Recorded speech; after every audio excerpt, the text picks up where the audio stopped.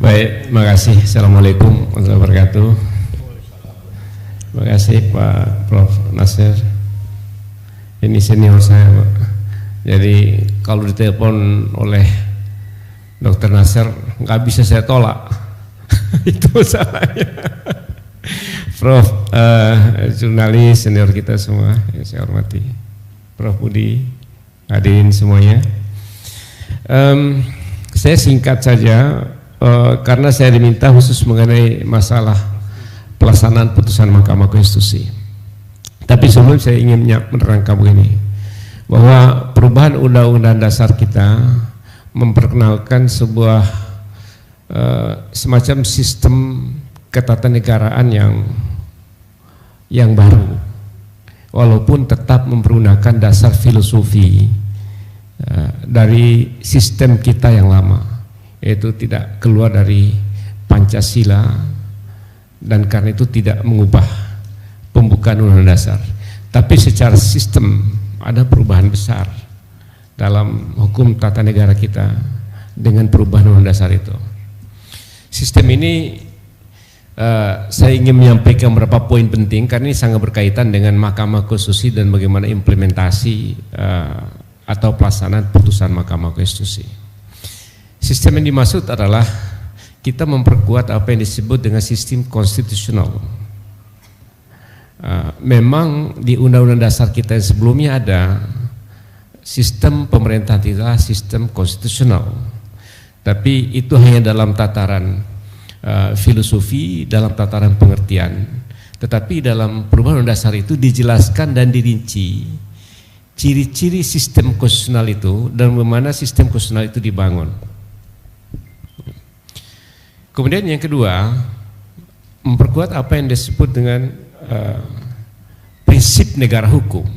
Ya, karena itu dicantumkan secara tegas dalam pasal 1 ayat 3, negara Indonesia adalah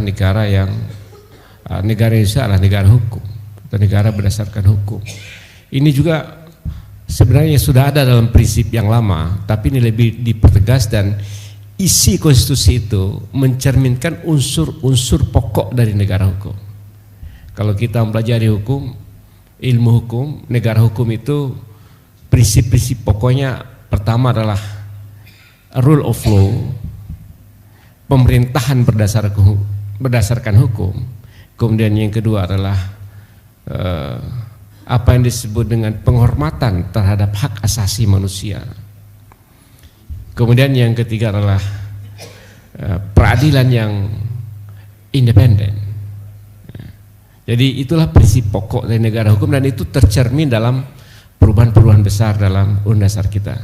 Nah, dalam mengawal sistem konstitusional yang baru ini dibentuklah apa yang disebut dengan Mahkamah Konstitusi, agar rel yang dibuat itu tidak menyimpang atau untuk mengontrol norma-norma dasar ini dibentuklah Mahkamah Konstitusi.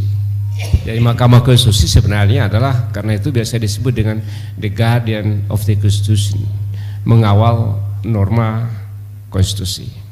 Walaupun saya sering katakan norma konstitusi itu tidak statis, karena konstitusi itu ada dalam jiwa masyarakat, ada dalam jiwa rakyat. Karena itu norma konstitusi selalu dinamis. Itulah sebabnya orang sering bertanya, putusan MK itu dari satu waktu ke waktu yang lain bisa saja berubah. Karena norma konstitusi itu norma yang selalu dinamis, karena konstitusi itu adalah jiwa rakyat. Jiwa rakyat yang dituangkan secara tertulis. Jiwa itu terus tumbuh berkembang. Ada teman saya bilang, kalau dia tidak bisa dinamis, maka norma konstitusi itu menjadi fosil. Jadi itulah sebabnya putusan-putusan Mahkamah Konstitusi kadang orang aneh bisa berubah. Ya sama saja dengan konstitusi juga bisa berubah. Jadi bukan hal yang aneh begitu. Tapi walaupun perubahan putusan Mahkamah Konstitusi itu agak sering, gitu. Ini yang juga agak kacau. Itu satu. Karena itu, karena prinsip konstitusional itu dan demokrasi tadi rule of law, maka dalam sistem yang baru ini partisipasi ya menjadi lebih kuat, akuntabilitas menjadi lebih kuat. Kemudian terakhir adalah peradilan yang independen. Itu adalah syarat terpenuhinya unsur negara hukum. Nah, sekalian, nah kaitan dengan Mahkamah Konstitusi tentu dalam satu lingkup dasar filosofi dari yang saya sampaikan tadi. Kalau tidak didukung oleh ini, maka putusan MK apapun itu menjadi barang mati, tidak bisa dilaksanakan. Tapi kalau putusan Mahkamah Konstitusi harus dipahami dalam kerangka sistem konstitusional. Kalau organ negara atau pimpinan negara tidak memahami bahwa kita berada dalam lingkup sistem konstitusional, maka dia mengabaikan konstitusi. Kalau tidak memahami sistem rule of law, ya, prinsip-prinsip demokrasi, prinsip-prinsip transparansi, maka putusan-putusan Mahkamah Konstitusi sering mudah diabaikan kalau lingkup ini tidak dipahami dengan baik. Karena itu Mahkamah Konstitusi putusannya sebuah putusan yang spesifik, beda dengan putusan pengadilan. Waktu kami mengubah Undang-Undang Dasar, ya, kami mengundang beberapa hakim konstitusi dari Korea, dari Jerman. Satu hal pertanyaannya sangat menarik ketika kami mengadakan RDP dengan hakim konstitusi dari Jerman. Pertanyaannya adalah bagaimanakah pelaksanaan putusan Mahkamah Konstitusi itu to execute the decision. Gimana? Hakim Jerman bilang, ini khusus dalam kaitan dengan judicial review. Hakim Jerman bilang, lah putusan Mahkamah Konstitusi tidak bisa ditegakkan dengan aparat negara yang berupa polisi atau tentara. Ya. Jadi MK tidak bisa merintahkan tentara atau polisi untuk menegakkan putusannya. Kalau putusan pengadilan negeri tinggal perintah pengadilan dibantu oleh polisi, itu dilaksanakan secara paksa. Kalau tidak mau dikosongkan dengan alat kekerasan, aparat bantuan, aparat keamanan. Lah itu putusan dalam bidang perdata, putusan di bidang pidana. Ya, kalau dia lari di penjara, dia akan ditangkap dan dipaksa masuk. Jadi itu eksekusi putusan pidana. Lalu bagaimana dengan putusan Mahkamah Konstitusi? Tidak ada cara seperti itu. Karena itu keluarlah satu prinsip dalam putusan Mahkamah Konstitusi, apa yang disebut dengan self-executing atau self-implementation. Jadi maka putusan Mahkamah Konstitusi itu keluar, maka dengan sendirinya melekat putusan eksekusi dalam dirinya sendiri, atau implementasi, kekuatan implementasi dalam dirinya sendiri. Nah, ini hanya dipahami kalau organ negara, pimpinan organ negara yang lain memahami bahwa dia memiliki kewajiban konstitusional untuk menjalankan itu. Kalau tidak memahami jadi rumit. Itu masalahnya. Jadi rumit. Sama halnya dengan begini. Undang-undang dibuat, normanya sudah ada, kemudian tidak dilaksanakan. Apa yang kita bisa paksa kepada presiden untuk menjalankan undang-undang itu? Paling kan menegur kan, ya, menegur. Kalau kesalahan pelanggaran hukum, bribery atau treason, misalnya mengkhianati negara, pelanggaran hukum berat, itu dia bisa diberhentikan. Tapi kalau pelanggaran oleh presiden terhadap norma undang-undang, apa yang bisa kita lakukan? Paling DPR melakukan pengawasan kan itu. Jadi sama dengan norma putusan Mahkamah Konstitusi. Putusan Mahkamah Konstitusi itu adalah selevel dengan norma undang-undang. Jadi ketika putusannya keluar, maka dia keluarlah menjadi norma undang-undang yang baru. Ya, mengikatnya. Nah, dia self-executing, dia menjadi norma undang-undang seketika itu berlaku sebagai norma undang-undang. Tidak perlu dengan perubahan undang-undang lagi untuk mencantumkan putusan Mahkamah Konstitusi. Lalu pelaksanaannya, ya tergantung pada organ negara yang dikenai atau menjadi adresat, ya, yang harus melaksanakan itu. Tinggal pelaksanaannya adalah melakukan itu, menjalankan itu dalam bentuk membuat peraturan turunan. Itu kewajibannya. Jadi pertanyaannya Dr. Nasir disampaikan kepada saya, bagaimana pelaksanaannya? Saya bilang sekali lagi bahwa pelaksanaannya adalah pada pemahaman terhadap prinsip konstitusional itu. Paling yang bisa dilakukan adalah kalau dia tidak lakukan, pakai upaya hukum lain dengan menggugat dengan cara mekanisme hukum yang lain, bukan hukum tata negara lagi, hukum administrasi negara atau hukum mekanisme peradilan lain, tidak lagi kepada Mahkamah Konstitusi dalam rangka menjamin pelaksanaan itu. Dulu saya kasih contoh, satu kali DPD mengajukan judicial review undang-undang MD3 dan undang-undang DPD di Mahkamah Konstitusi. Kita kabulkan. Lalu ngadu lagi ke MK. DPR nggak mau melaksanakan, dia bilang gitu. Nggak mau melaksanakan. Saya bilang kalau dia nggak mau melaksanakan, kalau dia buat undang-undang tidak sesuai dengan ini, ajuin lagi undang-undang yang lahir itu bahwa undang-undang yang tidak sah karena tidak sesuai dengan putusan Mahkamah Konstitusi. Jadi itulah mekanisme pelaksanaannya. Jadi undang-undang dilahirkan tidak sesuai dengan putusan Mahkamah Konstitusi, undang-undang yang tidak sah digugat lagi, undang-undang yang tidak sah. Saya bilang coba Anda ajukan, pasti saya kabulkan, saya bilang itu. Karena tidak sesuai dengan putusan Mahkamah Konstitusi. Kira-kira gitu.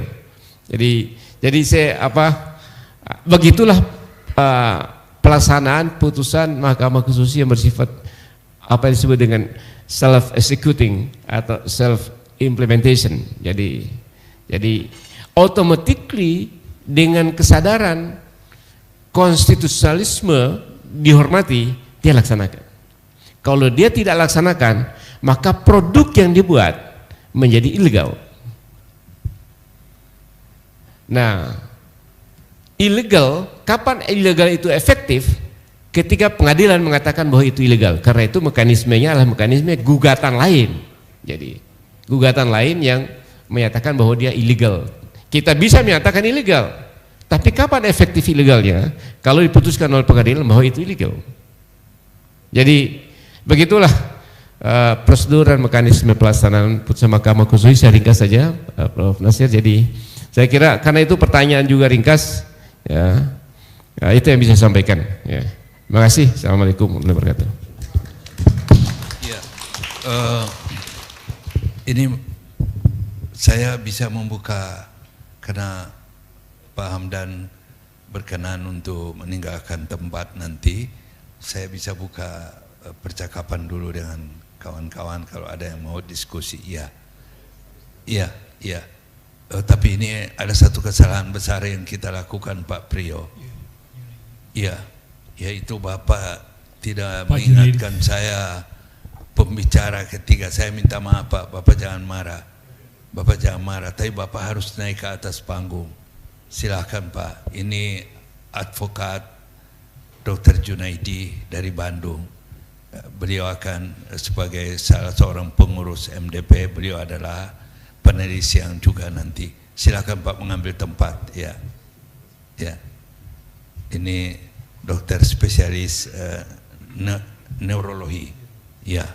Tapi catatan terakhir mengenai dia, Bapak, kita perlu sampaikan ke halayak ramai enggak? Tidak usah ya, tidak usah ya. Oh ya, ada pertanyaan untuk Pak Hamdan? Oh ya, silakan Pak Teddy. Pak Teddy, Anda mengangkat.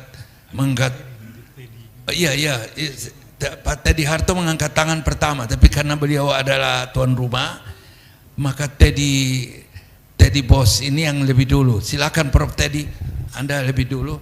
Tolong dibantu Pak. Ada yang bisa bantu? Oh, Mike. Oke. Silakan Prof Teddy.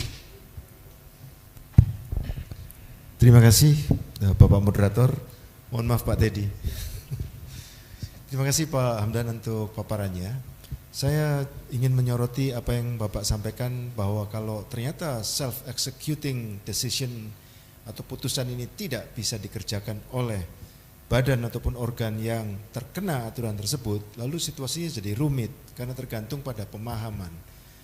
Nah, jadi sebenarnya apakah dalam pandangan Bapak harus dibuat satu aturan baru yang dapat memastikan bahwa putusan MK itu harus dilaksanakan?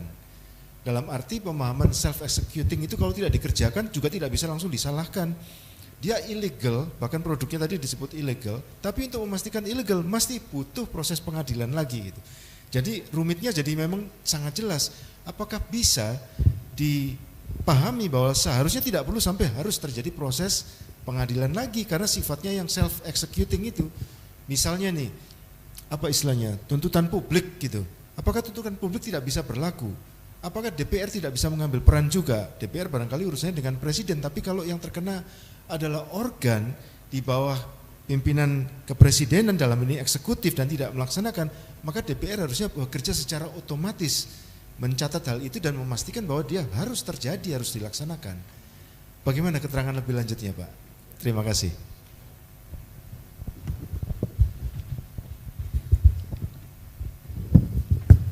Ya, jadi beliau sebetulnya ingin mempertanyakan tadi Pak Hamdan kan menyatakan bahwa self eksekutorial artinya harus di semua pejabat yang kemudian mendapatkan dampak dari putusan MK itu harus mengeksekusi dirinya sendiri.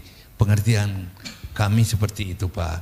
Nah, beliau menanyakan apakah negara juga menyiapkan instrumen hukum yang lain agar ada pemaksaan terhadap, kan ada juga yang kebal hukum, Pak, atau kebal terhadap misalnya kepolisian, Pak. Kepolisian itu kan ada putusan Mahkamah Konstitusi bahwa seluruh pejabat Polri yang masih aktif tidak boleh menempati penugasan-penugasan di luar institusi yang terkait dengan tugas pokok Polri. Beliau menginterpretasikan hal ini sebagai, oh iya, ke depan tidak akan ada lagi. Tapi yang sudah sedang ada ya tunggu aja sampai dia pensiun. Apakah seperti itu penafsirannya, Pak? Itu kurang lebih seperti itu. Memang sekali lagi kita, karena dia self executing, tidak bisa dieksekusi secara paksa tadi seperti hukum pidana dan hukum perdata. Ada banyak problem memang dihadapi. Ini terus saya sampaikan bahwa misalnya dulu ada perintah Mahkamah Konstitusi untuk membentuk undang-undang masyarakat adat. Ini sampai sekarang belum terbentuk. Nah, itu dituntut di mana-mana, itu lebih 10 tahun sudah. Waktu saya masih di MK. Ada juga kita perintahkan untuk membentuk asuransi mutual seperti asuransi Bumi Putra. Ya. Sampai sekarang rasanya belum dibentuk. Jadi karena itu yang bisa kita lakukan adalah seperti tadi, misalnya pressure dari DPR, partisipasi publik untuk terus menuntut ini. Kemudian kalau dia melakukan yang lain atau beda dengan putusan Mahkamah Konstitusi, itu illegal. Itu kebijakan yang tidak sah. Nah, itu saya katakan tadi, kalau kedua keluar kebijakan itu, maka gugat ya, sebagai tindakan yang illegal. Jadi sehingga pengadilan mengatakan dia invalid. Dan itu dasar yang sangat kuat.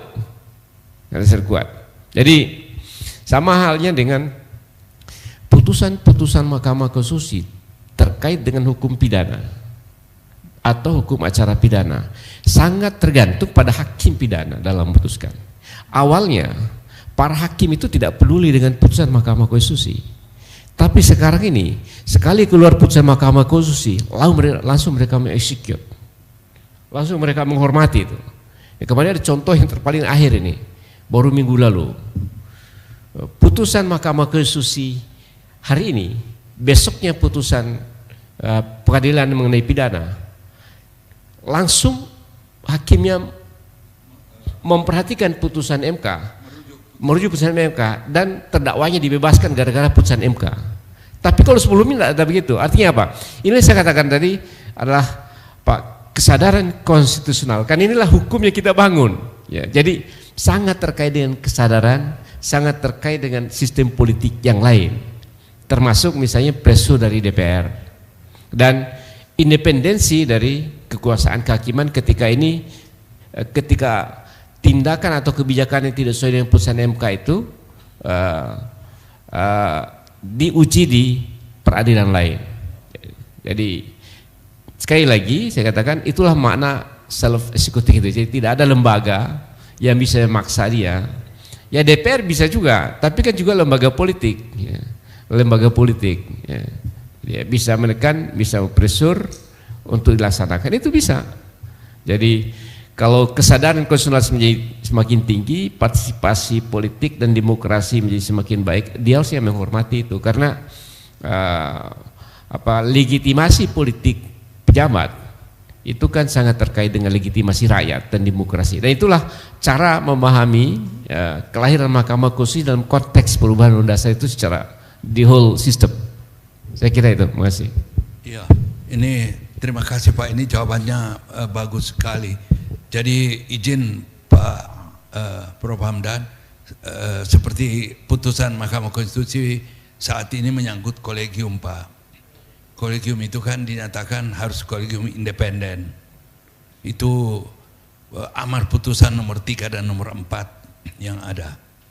Nah, sementara kolegium yang ada sekarang itu ada SK-nya diangkat oleh Menteri Kesehatan. Dengan demikian diinterpretasikan dia sebagai tidak independen. Tapi kemudian, Pak, ini untuk Bapak lagi pertanyaannya. Tapi kemudian kalau kolegium yang ada sekarang ini menganggap dirinya adalah independen, itu bagaimana Pak Hamdan? Padahal dia diangkat oleh SK pejabat. Nah, sekarang dia bilang, oh tidak, kami ini independen. Nah, ini dilema juga, dilema hukum. Kalau itu dia tidak kemudian menjadi pejabat independen, kalau menurut Pak Hamdan tadi kelihatan dari apa yang dia lakukan Pak, putusannya itu bagaimana. Kalau itu tetap dipertahankan, Pak Priyo mungkin sepakat dengan saya bahwa Menteri Kesehatan kalau tetap mempertahankan kolegium yang dibentuk atau diangkat dengan SK Menteri Kesehatan itu berarti dia melakukan pelecehan terhadap keadilan itu sendiri. Tidak. Terhadap konstitusi barangkali. Ya, konstitusinya Pak. Oh, terhadap konstitusi. Bagaimana itu Pak? Ada pandangan bahwa berarti pejabat yang kemudian lari daripada putusan Mahkamah Konstitusi ini, kita dapat menafsirkan masyarakat atau ini, publik. Saya tambahkan, mau izin Pak Hamdan, bisa juga dia melakukan apa yang disebut sebagai obstruction of justice, apa yang telah diputuskan oleh MK. Tapi saya juga boleh tambahkan dia. Jadi tadi yang Bapak sudah sitir juga, Bapak sampaikan bahwa kita harus melihat juga pada regulasi yang lain yang terkonteks dengan hal itu. Saya melihat pada Undang-Undang 30 tahun 2014 Pak, tentang administrasi pemerintahan. Di situ kalau kita lihat sekarang Menteri Kesehatan ini kan sebetulnya organnya Presiden yang harusnya membantu untuk memfasilitasi kepentingan negara. Tetapi karena dia punya conflict of interest, saya membaca dari Undang-Undang 30 tahun 2014, maka dia tidak boleh lagi untuk cawe-cawe itu. Dan menurut undang-undang itu yang boleh cawe-cawe adalah yang selevel dengan kementerian itu atau atasan dari kementerian itu. Jadi untuk menghindari obstruction of justice. Jadi Undang-Undang 30 tahun 2014 menurut saya sudah memberikan jalan keluarnya. Mohon pandangan Bapak, saya masih kurang. Walaupun saya S3 hukum Pak, tapi masih kurang jam terbangnya. Terima kasih Pak. Baik, silakan. Baik. Ini putusan MK ini hanya memberikan penegasan bahwa kolegium itu independen. Ya, independen dalam melaksanakan fungsi dan tugasnya. Saya mohon maaf, saya tidak memahami betul bagaimana proses pembentukan kolegium. Ya, apakah karena begini? Tadi seperti juga Pak Yusuf sampaikan bahwa sesuatu yang di-SK-kan oleh pejabat bukan berarti tidak independen, tidak berarti, ya. Walaupun orang bisa melakukan, ya. Sama halnya tadi contoh, hakim diangkat oleh presiden, apakah tidak independen? Karena dia juga diangkat. Sama dengan banyak sekali yang organisasi-organisasi yang independen. Hanya saja dalam praktek kita setelah reformasi, kalau dia independen, maka pembentukannya harus dari bawah. Kira-kira gitu. Pembentukan harus dari bawah, dari society, kira-kira begitu. Kalau Komnas HAM harus dari masyarakat, disetujui oleh DPR, kira-kira gitu. Begitu juga dengan lembaga-lembaga independen yang baru. Maka SK dari Presiden hanya bersifat administratif. Tadi disampaikan oleh Pak Yusril. Nah, ini saya tidak tahu persis bagaimanakah posisi kolegium sekarang ini. Apakah prosesnya seperti proses lahirnya sebuah institusi independen seperti dalam bayangan itu, ataukah dia lahirnya dilatar belakangi oleh kolegium sebagai alat kelengkapan konsil, ya. Kalau dia lahir dari alat kelengkapan konsil, maka kolegium itu harus diperbaiki karena sudah berubah berdasarkan putusan Mahkamah Konstitusi, ya.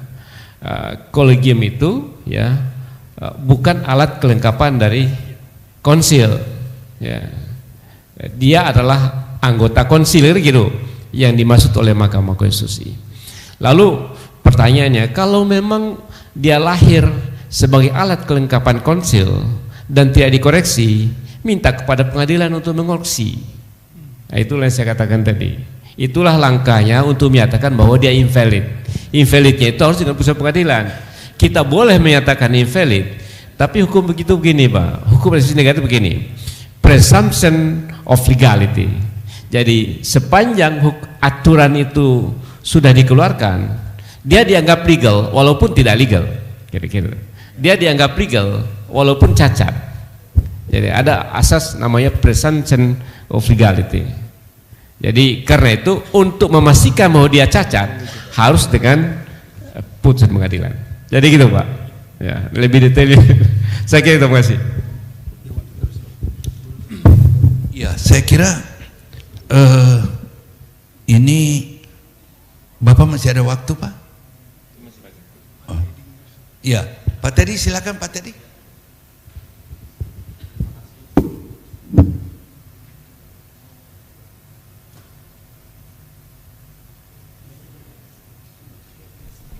Cek.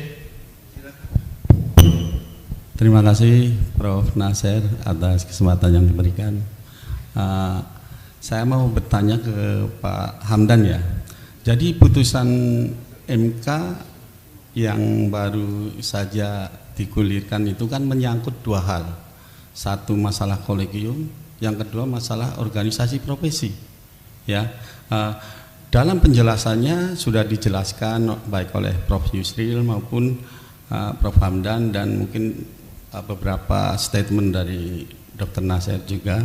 Tapi saya akan merunut apa yang disampaikan Prof. Yusril, bahwa baik kolegium maupun organisasi profesi itu harus independen.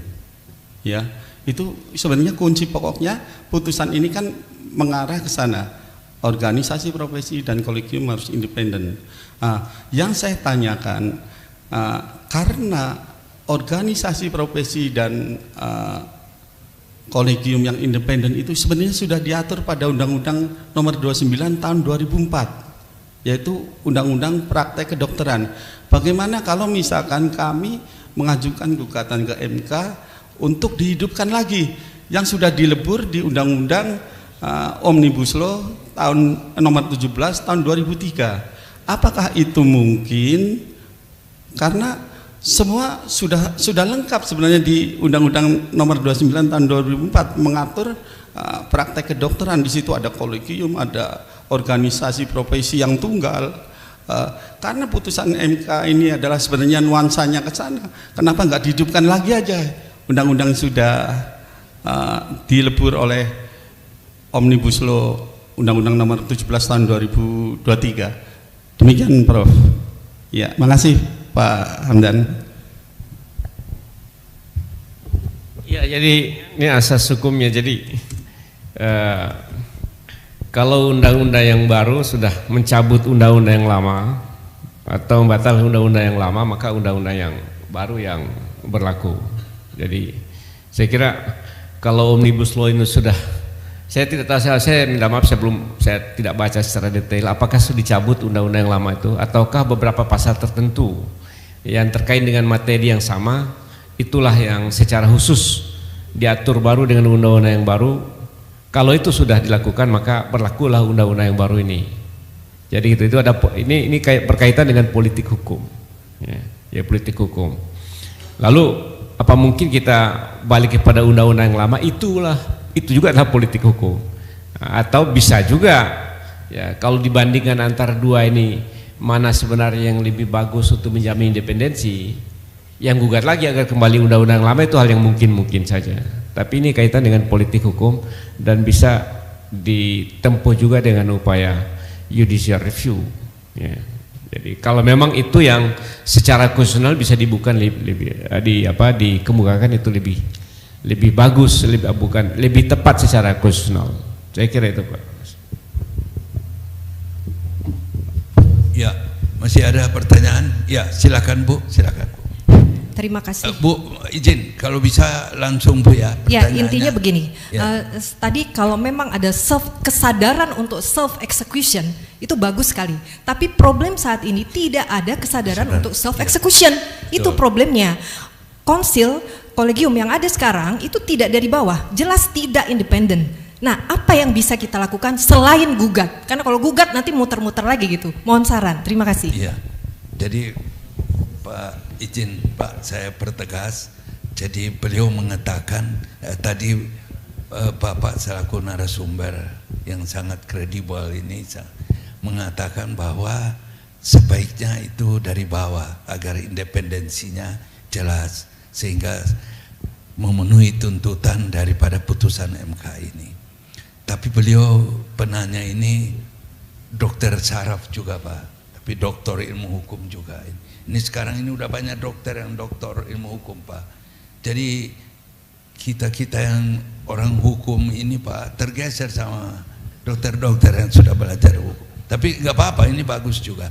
Jadi begini Pak, saya ingin menyatakan bahwa beliau menyatakan bahwa konsil kedokteran yang ada sekarang, kolegium kedokteran yang ada sekarang, dan majelis disiplin profesi yang ada sekarang itu semua dibentuk dengan SK Menteri Kesehatan sehingga dianggap tidak independen. Selama ini Pak, kiprahnya juga menunjukkan tidak independen Pak. Ketiga-tiga lembaga ini menunjukkan putusan-putusan, rekomendasi-rekomendasi yang sama sekali jauh dari independen. Nah, pertanyaan beliau, apa yang harus dilakukan? Beliau akan minta saran dan advice pada Bapak. Tapi itu Pak, Bapak jangan pandang jauh-jauh. Itu istri dari pejabat OJK Pak yang baru dilantik. Ya, monggo Pak, silakan. Jadi ini yang saya katakan, jadi cuma memang dua jalan tadi ya. Kalau tidak ke pengadilan, kalau tidak mau ya tadi langkah politik itu mekanisme demokrasi, menekan dari DPR atau petisi seluruh dokter seluruh profesi ini nggak benar kan, itu kan langkah itulah dibuka ruang dalam konstitusi yang baru itu mekanisme demokrasi tadi, hak asasi. Jadi kalau seluruh dokter buat petisi, seluruh tenaga kesehatan dan dokter buat petisi bahwa ini konsil yang nggak benar, itu masih mau jalan nggak dia? Jadi saya melihat hanya itu caranya, kalau enggak digugat pengadilan. Jadi tidak eksekusinya begitu putusan Mahkamah Konstitusi itu. Artinya Mahkamah Konstitusi sudah memberikan guidance norma bahwa itu seharusnya. Jadi kita minta dia harus menghormati norma itu. Kalau tidak bisa secara public participation tadi, ya, atau dari lingkungan profesi, ya menolak, yang keberatan, ya the last resort adalah ya pengadilan. Oh iya ya. Pak. Tapi ya, apa gitu. Izin Pak, apakah itu dapat dimaknai bahwa publik ini dapat mengingkari putusan Pak? Misalnya konsil yang dibentuk dengan SK Menteri ini melakukan satu putusan ketentuan, kemudian publik menolak putusan ini atau menolak rekomendasi ini, mengabaikan rekomendasi ini. Apakah itu yang Bapak maksud Pak? Bahwa silakan publik melakukan serangkaian penolakan dan pengabaian karena dia dianggap melanggar organisasinya atau institusinya ini, melanggar putusan Mahkamah Konstitusi seperti itu kira-kira? Jadi ada dua hal di sini kan. Yang pertama adalah presumption of legality. Oh, itu prinsip yang paling pokok. Ya. Jadi salah pun putusan itu kira-kira gitu, karena berdasar asas presumption of legality harus dijalankan. Itu satu. Tapi dalam ini ada agak sedikit karena saya bidang hukum tata negara dan politik. Jadi sangat berkaitan gitu. Karena apa? Karena itu bahwa untuk membuat dia menjadi tidak legitimate, ya, maka seluruh anggota profesi, ya, membuat satu pernyataan menolak untuk melaksanakan putusan dari organisasi yang dianggap ilegal kalau juga tidak dilaksanakan gitu. Jadi ini mekanisme demokrasi juga yang dibuka ruang oleh konstitusi. Ya, ini mekanisme demokrasi juga. Jadi karena hukum itu ada dua kan sekarang ini.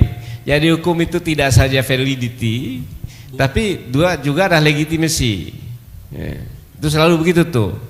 Kalau hukumnya hanya validity, kemudian tanpa legitimasi, itu hukum yang mengabaikan juga sebenarnya norma konstitusi yang menghendaki hukum itu memiliki dua unsur validity dan unsur legitimasi. Ya, istilahnya legality and legitimacy, itu banyak sekali buku mengenai itu, legality and legitimacy. Dalam negara modern dua ini harus terpenuhi. Ya, legality. Tapi sekali lagi asas hukum yang pertamanya adalah presumption of legality. Ini penting, jangan sampai ya bisa saja misalnya menolak atau tidak memperhatikan, tapi siapa yang menang di antara dua itu secara hukum? Maka sekali lagi saya katakan bahwa berlakulah prinsip ya presumption of legality. Jadi gitu Pak Nuya, ini apa situasi konkret yang kita hadapi. Saya sendiri menghadapi pertanyaan-pertanyaan seperti dalam dunia praktik. Ya. Saya kira itu, terima kasih. Pak Hamdan, saya sambung sedikit ya.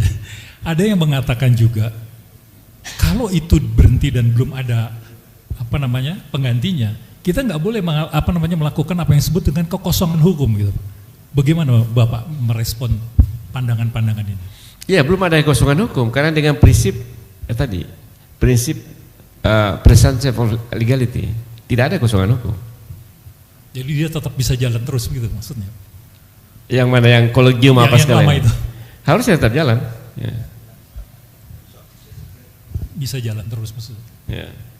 Ini saya tidak saya ini saya secara lebih detail tidak memahami organisasi ini secara keseluruhan, tapi ini hal secara umum saja. Ya. Mungkin kalau memahami lebih detail apa yang harus dilakukan, mungkin saya bisa berikan solusi. Ya. Tapi saya tidak memahami apa sebenarnya secara detail yang dihadapi. Kami paham Pak. Ya, ini pertimbangan Bapak secara umum aja. Saya kira kita cukupkan demikian. Terima kasih Pak atas. Jadi, mungkin inti dari Pak Hamdan ini adalah kolegium yang lama, ya dia mau tidak mau harus menyesuaikan dengan apa yang telah diputuskan oleh MK, begitu kan Pak? Ya, seharusnya seperti itu Pak ya. Ya, ya inti penyampaian Pak Hamdan ini adalah kolegium, tidak hanya kolegium Pak, konsil. Iya, konsil, kolegium sampai MDP-nya. Sampai MDP itu menyesuaikan dengan apa yang telah diputuskan MK oleh yang MK terbaru. Karena mereka itu putusan MK terbaru itu membawa kewajiban konstitusional dan memiliki daya ikat konstitusional terhadap semua warga negara, begitu kan Pak ya? Iya. Putusan MK begini, putusan MK itu kalau mengenai organisasi ya, kalau kita lihat kolegium itu di ayat terakhir dari pasal berapa 200 sekian itu, ayat terakhir itu diatur dengan peraturan pemerintah. Tapi MK hanya menggariskan, boleh Anda membuat peraturan pemerintah, tapi jangan mengangkangi independensi dari kolegium. Kira-kira gitu, hanya itu saja. Jadi artinya peraturan pemerintah itu bagaimana pendiriannya boleh, ya, boleh, tapi tidak mengurangi independensi dari kolegium. Itu yang dimaksud dalam salah satu pasal putusan MK itu. Ya, yang terakhir memang Pak itu pada butir 4 ya, amar putusan nomor 4 Pak, betul. Bapak, ya, ada kan? Ada Bapak. Berarti Bapak baca juga Pak ya? Ya baca lah.